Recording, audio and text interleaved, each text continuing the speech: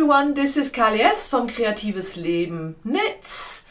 Today I wanted to talk about gauge swatches because I know lots of people don't like making them, and that's something I don't get. So I just wanted to share with you some of the reasons that I have for always making gauge swatches.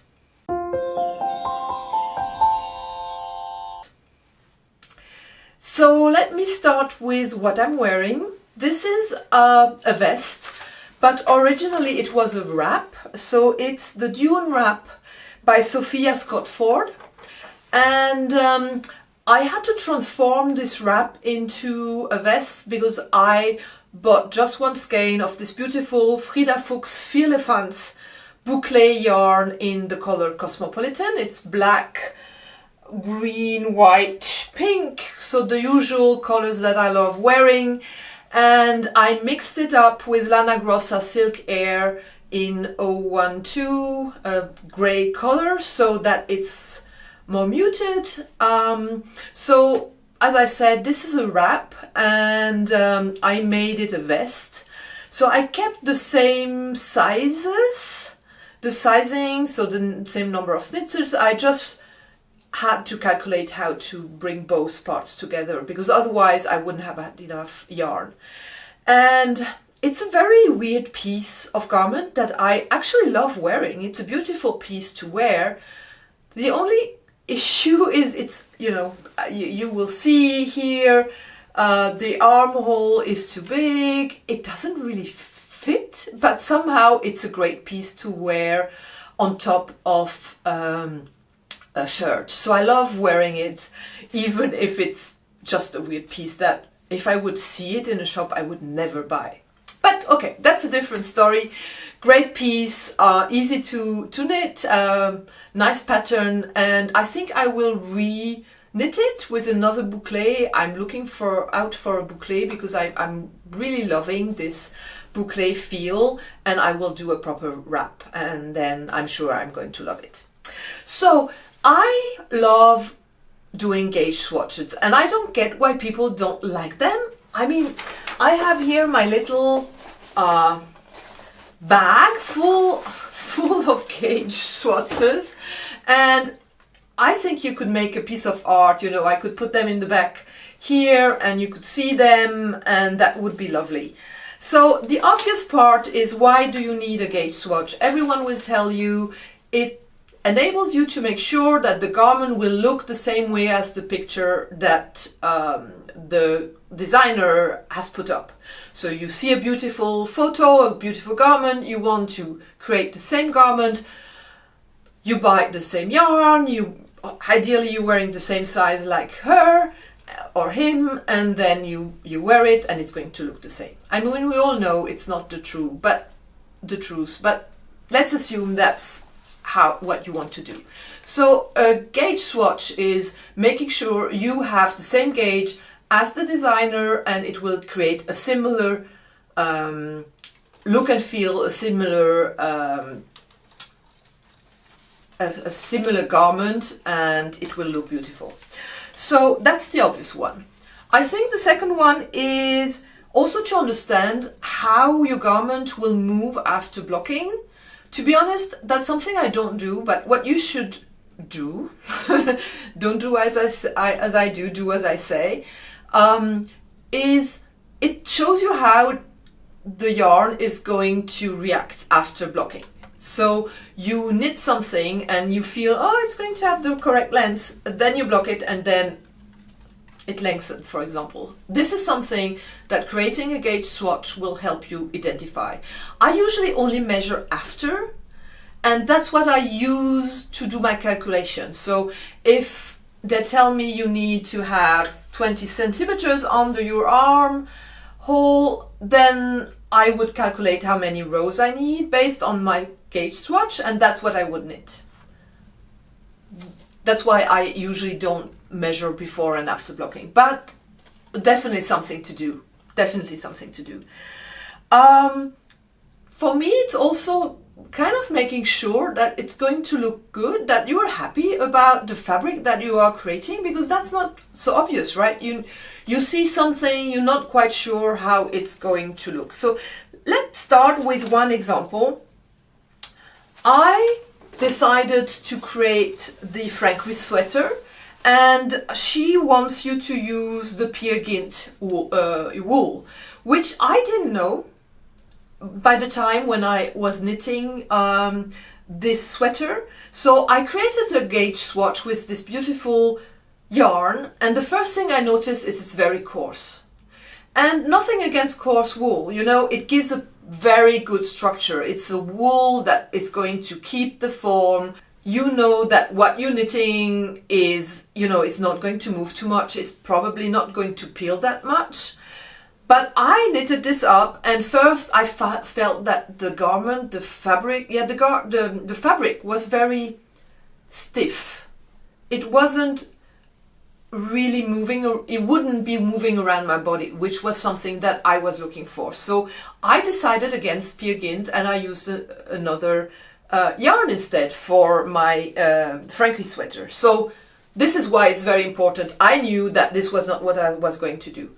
But I had bought the wool and I didn't know what to do. The first thing I knew was that knitting it in 4mm needles was just too stiff for me.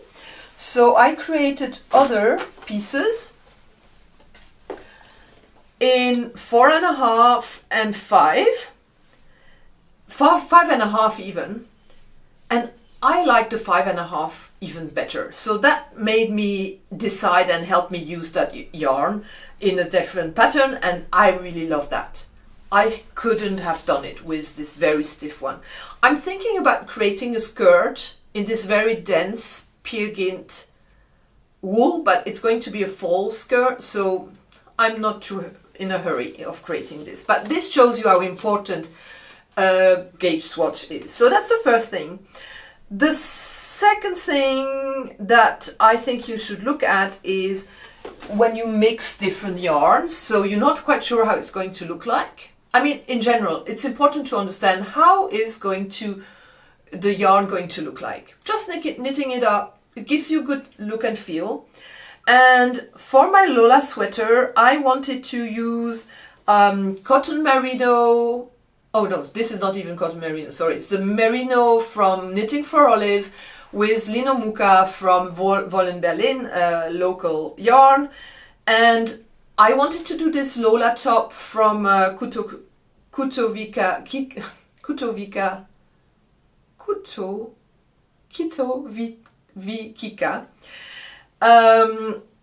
And I didn't like the colors. I didn't have ideally it would have been the exact color.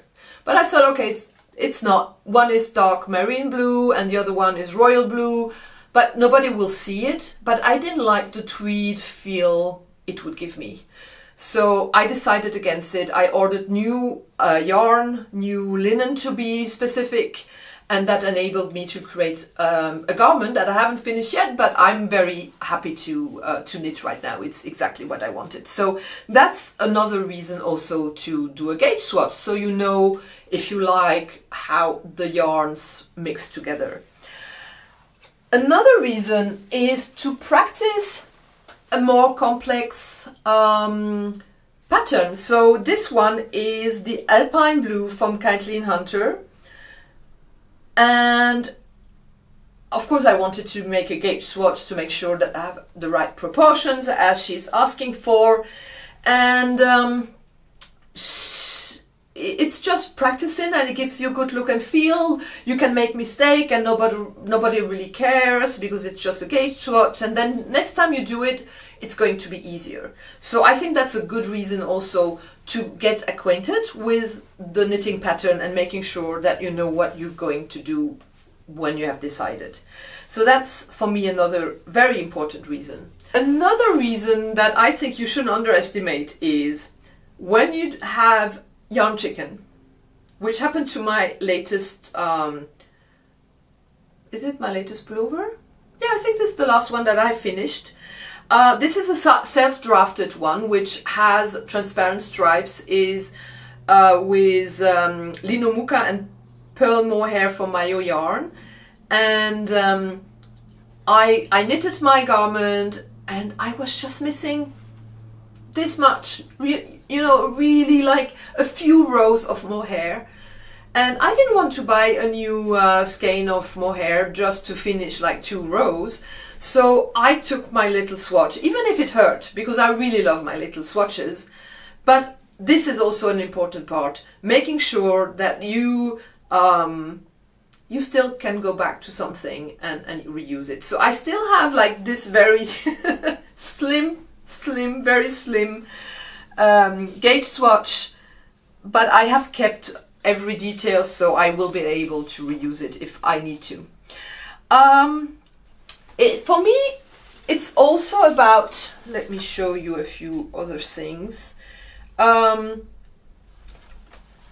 It's also about testing a pattern, and you don't need to use your expensive wool in this case. So this is the pressed flower pattern.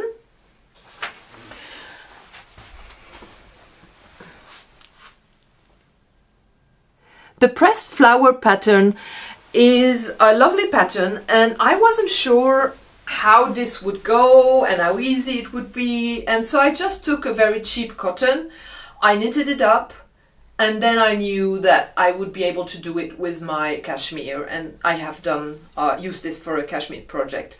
So that's also a way to do a gauge swatch, not to really, it's a very different size to the gauge that I had, but this is a good test knit if you want to make sure that it looks like you wanted it. If you are like me, somebody who likes creating their own pattern, or adventurous in, adding something new into your the board pattern, for example, you can create a gauge swatch of an idea that you have, which I have done, for example, for this one, where I'm trying to use my Sole Pasquale and my lang mohair. I have one skein, I think, of this in my stash. So I thought, how can I use it? And I thought I will create this beautiful sweater. So I'm looking forward to that. So that's also a good reason to create beautiful gauge swatches. And for me, this is like creating memories, because most of them have an history, even if I don't have that garment anymore, I still have memories of it. So, I look at the gauge swatch and I know exactly what I knitted, and it gives you a feeling, a look and feel of how the garment is going to look like, and then you know exactly, is that something I really want? So, for example, the Sole, I made 3 different swatches, and I didn't like any of them, to be honest. So, this is what I love, and I love looking at them. I love, it shows you also what my color palette is that I use for knitting. So definitely some blues, definitely some pinks, and my lovely red that I love. So these are the colors, and a lot of grays as well. So I can just recommend for you to do gauge swatches, and I hope this has inspired you and you are now happy to start doing great swatch gauges more regularly. And if you have another opinion, or if you want, if you have questions about how to do it, other than that, I just put them together. I have no structure whatsoever. Maybe I could, have all the blues together, all the pinks together, or I could do it by yarn. So maybe as my collection grows, maybe I will rethink the way I'm collecting these. But for now, my little bag is all that I need, and I'm very happy about this. So I wish you a beautiful day, and you will see me soon with a new podcast. Bye bye.